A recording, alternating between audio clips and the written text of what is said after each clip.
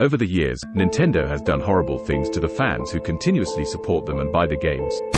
They have taken down every fan game on the internet, destroyed emulators that emulate things they don't even sell anymore, and worst of all, have disregarded their fans' input when making games.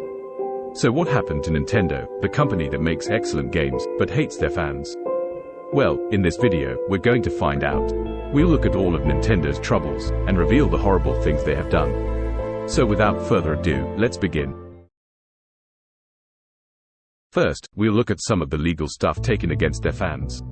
One of the worst cases in my opinion is how they have handled fan games. Fan games are usually free and can be anywhere from a few extra levels to an enormous and completely new game. One of my favorites is New Super Mario Bros., a massive fan-made sequel to New Super Mario Bros. For the Wii. Thankfully, this game has not been taken down, but most haven't been as lucky. Not long ago, Nintendo ordered cease and desist notices against 500 fan-made games, most of which were Pokemon games. Many companies like Sega would never do this, some even giving you support in making it. But here's what Nintendo does. Nintendo argues this is because of copyright issues, which may be the case for some of them, but deep down we all know it's because it doesn't earn them money, despite them generating more publicity for them. It's just disgusting that Nintendo does it. Sure, there may be a couple of copyrighted images in it, but that shouldn't be seen as a bad thing. They have spent countless months, sometimes even years, making an awesome game, only to have it taken down. I can't imagine the mental pain those developers went through after that. Another bad case is when they severely punish those who distribute their unavailable games. GameCube and WiiWare games are damn near impossible to find. So most people, including me, have to resort to pirating them. It is the only way to find the games. However, even though Nintendo no longer earns money off the games, they make it a misery for the distributors, who usually don't make money either. In some cases, they have sued them for millions. Some are wasting away in jail because they tried to keep a game alive.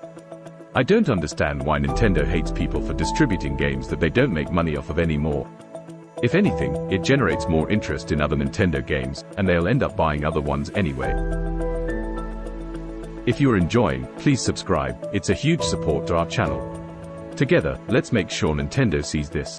Trust me, it means the world when you're subscribed. Thank you for supporting our channel. Now back to the video.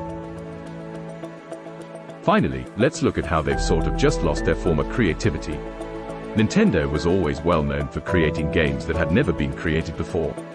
Now, this is Nintendo's most creative new game.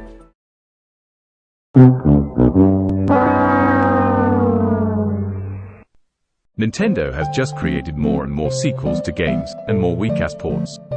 Even now, there's Luigi's Mansion, Dark Moon for the 3DS, which by the way, its online play is getting suspended soon, but is now being ported to the Switch for $80. This in my opinion is the biggest problem with Nintendo.